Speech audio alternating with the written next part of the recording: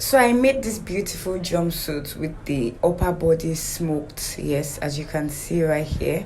I was able to achieve this using a smoky thread, that's what it's called, or an elastic thread for the upper bodies. So in this video I'll be showing you how I made the lower part, which is the trouser, and the upper part, which is the smoked part. So if you like to learn how I made this, then this video is definitely for you. So for this jumpsuit I made use of this Kampala fabric. It's actually very lovely. It came in about 4 different colors: the blue, the green, the yellow, and then the orange. So I wanted the upper bodies to take just the orange part, so I had to draft it on a paper so that I can just cut it out the fabric directly. And for those of us that are familiar with Kampala fabric, you know that it comes in 5 yards. It's constant 5 yards. So that is what we have. So right here, I'm making use of a pattern paper that I have already. So I'm sure most of us know how to navigate this. But if you don't, you can check my previous video on how to cut a basic bodice. Since what we need is an half scale, I'm going to cut it out on the waistline. I have the waistline to be 16 inches, so I'll cut it right on the waistline and make use of the upper bodies. The lower part, we don't need it for this tutorial. For a smoked dress or a smoked outfit, there's no need for that, so I'm going to be erasing this dart that we already have on this pattern paper. So I'm going to be taking out the dart that we have here and then connecting it to the original measurements. That's the initial measurement. This outfit does not start on the shoulder line. It's something of like a tube kind of upper bodice. The upper bodice is like tube-like. So I'm going to be going off by 5 inches. So I've gone ahead to mark 5 inches and I've connected. So from there, because we will not be attaching the sleeve to the top, that's the upper bodies, I'm going to go ahead to connect what we have from the chest line right to meet that 5 inches that we came down by and connect it together. So right at this point I can go ahead to cut it out. Once I'm done cutting, I'm going to go ahead to bring in the fabric and exactly the part that I want, which is the orange part. I'm going to fold the fabric like this so that I can have one piece, and I'll place the pattern on it to cut out the front piece.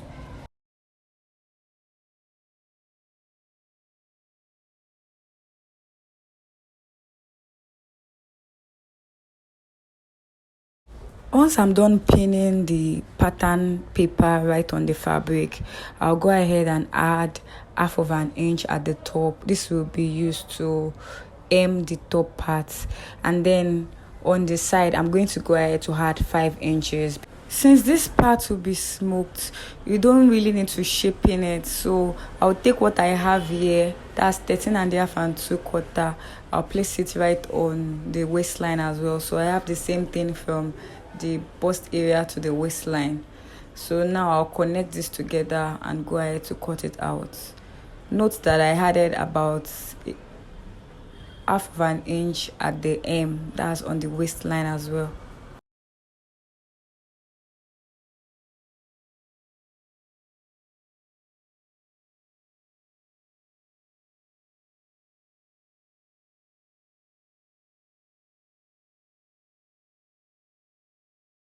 Now that I'm done cutting the front piece, I'll go ahead to also cut out the back piece as well. So there's no difference between the front and the back piece. For the lower part of the outfit, which is the trouser, I've gone ahead to mark it out. To save time, I did that off camera, but if you like to know how to draft a trouser, you can visit some of my previous videos. I've actually done quite a number on that. But I like to give a quick summary on this. So I connected the waistline to the hip line, and from the hip line I won't be shaping it, so it will just go from the hip straight downwards. For the hem of the trouser, I used about 15 inches. Since I want it to be wide, you can use lesser or you can use more depending on the fabric and depending on the size. For the tie, I used about 15 inches. My natural thigh measurement is 22 inches, that's 11 inches, so I added about extra 4 inches. For the waist, I have about 11 inches. My natural waist is 6.5 inches, so that means I added about 4 inches extra. Now I'm moving on to cutting out the pocket. So I'm spreading my hand, my fingers right here, and I am making this mark. I'm sorry that I can't see it completely, but just spread your fingers and just make like a round shape for the pocket. It can come in any shape that you want actually. So I have 2 pieces because I place it on fold, and I have about 7.5 inches for the mouth of the pocket. Since we'll be needing 4 pockets for this trouser, I'm going ahead to cut out 2 more. So the one underneath, I already placed it on fold so that when I cut, I'll have 2 pieces at once. So now I have 4 pieces for the pockets.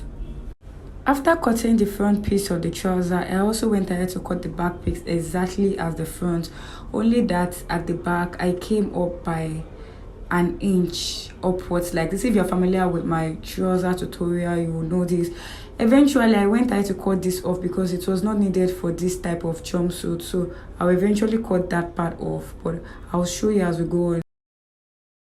So for the pocket placement, I'm going to mark 1.5 inches below the waistline on the front trouser, and from there I'm going to mark about 7 to 7.5 inches. That'll be the space for the pocket. Remember that at the mark of the pocket we have about 7.5 inches, so the same thing you mark right here. So I've gone ahead to mark that on both pieces of the front. So for this tutorial, I'll be needing 2 types of thread, the regular thread and this elastic thread, which is also called smoky thread. It is just as the name implies, it is elastic in nature. So this elastic thread is one that you pass into your reeler. Yes, I'm using a manual machine. If you are using an industrial machine, also pass it inside of your reeler. And I'm sure if your reeling is not really convenient to use the machine to roll, so you really have to use your hand to roll it, you can put as much as you want and you can reel as many as you want. So at this point I'm satisfied with what I have, so I'll put it inside the shuttle just as you are seeing me doing here, and then I'll go ahead to show you how it will be done. So remember that after we cut out the 5 inches at the top, we left ½ inch to hem. So I'll fold this twice and that will serve as the ½ inch that we left on the upper part. So I'll go ahead to take this to the ironing table and iron it out. So I already pressed it down and here's what it looks like. So the normal thread will be the one at the top that you pass on the head of your machine, while the elastic will be the one inside the reeler, just as I explained below. So while you are sewing, the normal thread is the one that is visible at the top that you can easily see, while the elastic is the one that is underneath, and it will be the one that will be doing all the work. That's by gathering the pieces together. So here I'm on the machine and I've started. I think I already ran about 3 lines. So you continue as much as you have your fabric, you continue. So I'll continue from this part to the end. So even if you're working on the dress, you have to continue line by line.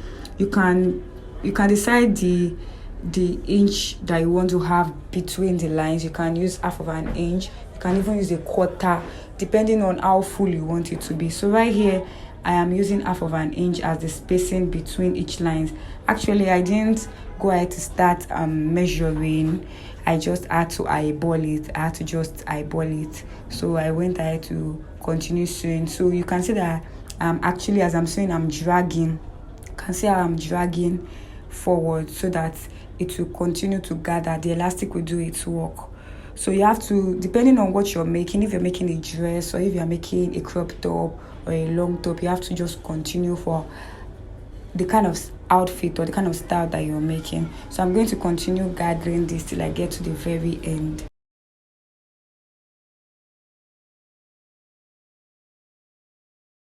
At this point I'm done. Yes, and this is what it looks like. So before I move on to the other part, which is the back piece, I forgot to measure what I have initially. So I'm going to measure what, and we have about 28 inches before we started sewing with elastic, but after we're done we have 12.5 inches. So that means the elastic thread took it from 28 inches in width to 12.5 inches. That's about more than 2 times. less of the initial measurement. So right here is the back piece. Remember that we cut the back piece separate from the front piece. So here is me running a stitch around the back piece just as we did for the front piece.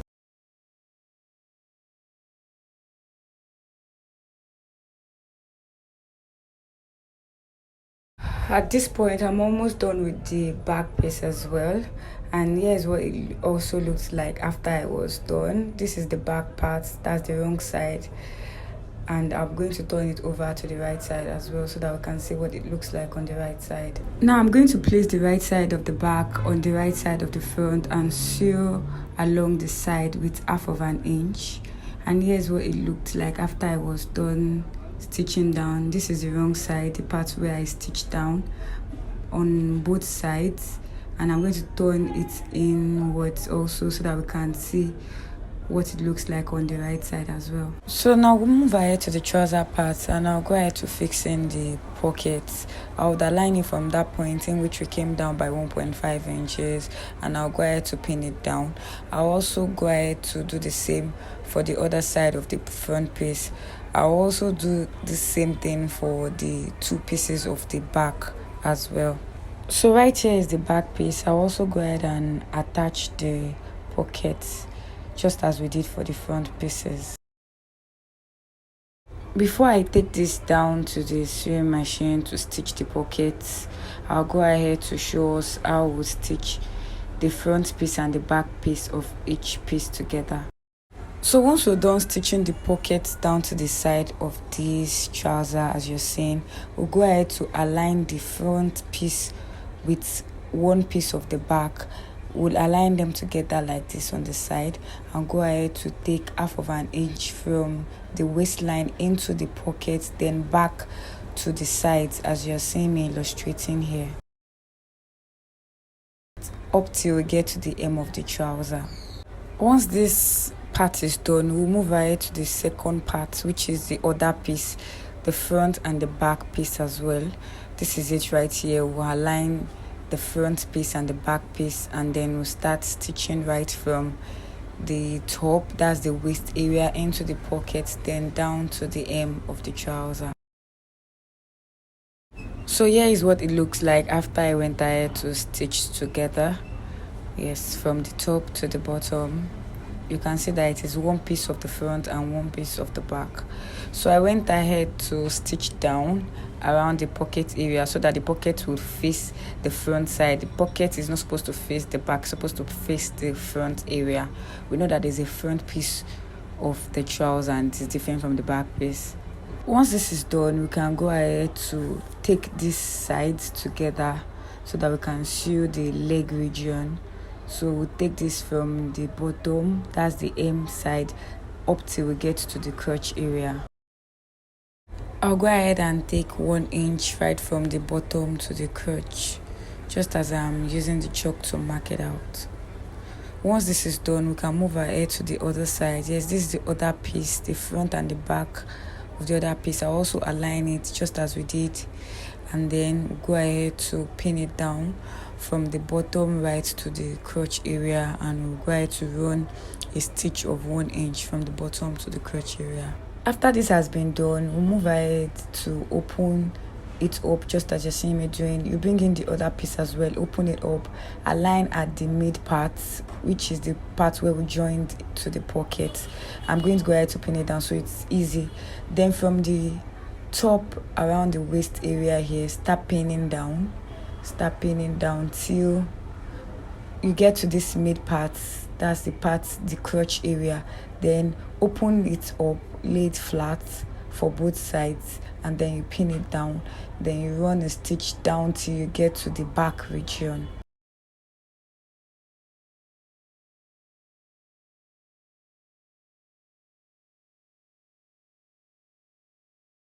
So after I was done pinning down, I will go ahead to run a stitch from this part. I'll use 1 inch and I'll run from there till I get to the other end where we started pinning from. Moving this to the sewing machine, I'll show you how I went ahead to do this. So I'm starting first with the leg part that we first pinned down, and I'm sewing from the bottom right to the crotch. I'll do this for this part, and I'll also repeat the same for the other piece as well.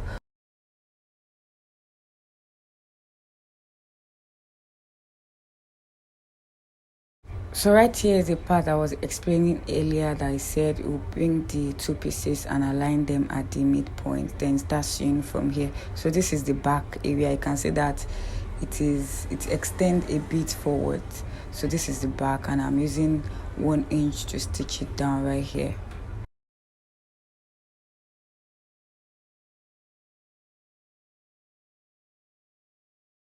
Do not forget to lay this part flat. That's the mid part where we have the crotch area.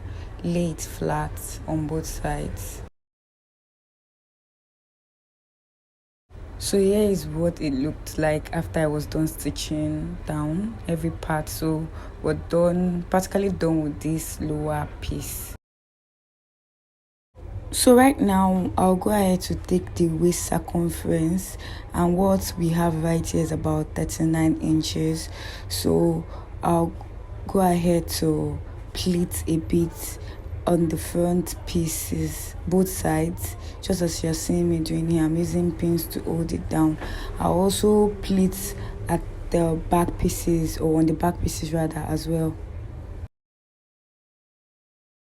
Once I'm done with this plate, I can go ahead to bring in the upper bodice and attach it. Don't mind that the upper bodice looks small because it is elastic. It would actually accommodate what you have on the lower bodice. That's a trouser. So right here I've gone ahead to attach the upper bodice to the lower bodice, but when I fitted it, it wasn't able to pass my thigh area. So I went ahead to loosen it. So I realized that when you want to pleat, make sure that what you have after pleating is exactly your hip measurement, or maybe half an inch lower. It should not be anything lesser than that, because if you don't have at least your hip measurement around that waist area, it won't be able to pass your hip area when you're trying to wear it. So I went ahead to cut out these pieces, which will be tying together at the shoulder area. So I have about 2.5 inches on folds, and the length I think I have about 28 inches in length. So I went ahead to sew it down, and I turned it inside out. I left a little bit of space around the length area. That was where I used to turn it inside out. So this is the part that I had not turned inside out, so you can see, just to show you how I did it. So right from this space that we left when sewing on the length, that's where we'll be turning it inside out from. So I'm using my scissors to make sure that every part is properly turned out. So if you saw this video to this point, I want to say thank you for watching. If this is your first time here, to subscribe to this YouTube channel, and if you found this video helpful, do not forget to give it a thumbs up by clicking on the like button. And of course, if you have any questions, do not hesitate to drop it in the comment section. I'll be there to respond to you. So right about this time, I've gone ahead to attach this rope right here. I used the pin to secure it down. I did it for the front, so right here I'm also doing this for the back. Once I'm done pinning, I'll just run a stitch. Just follow the stitch that is already on the bodice, that's the upper bodice, and just to secure it down. And also do well to share this video to family and friends that are soulmates. So now everything is looking exactly the way that I want it to be, but the only thing that we'll be doing right now is to adjust that back part that I talked about earlier. I realized that it was not needed. It made the back of the trouser or the jumpsuit look somehow, it looked a bit puffy at the back. So I went ahead to loosen that area which we stitched down before, and I had gone ahead to cut that part out. So now I can go ahead to stitch this part back. So this is what we have after I was done. This is what the right side looks like, and I also shows what the wrong side looks like. So I hope you enjoyed making this smoked upper bodice jumpsuit with me. And now I've come to the end of this tutorial. Do not forget to like, share, and comment. Till I see you in my next one. Bye.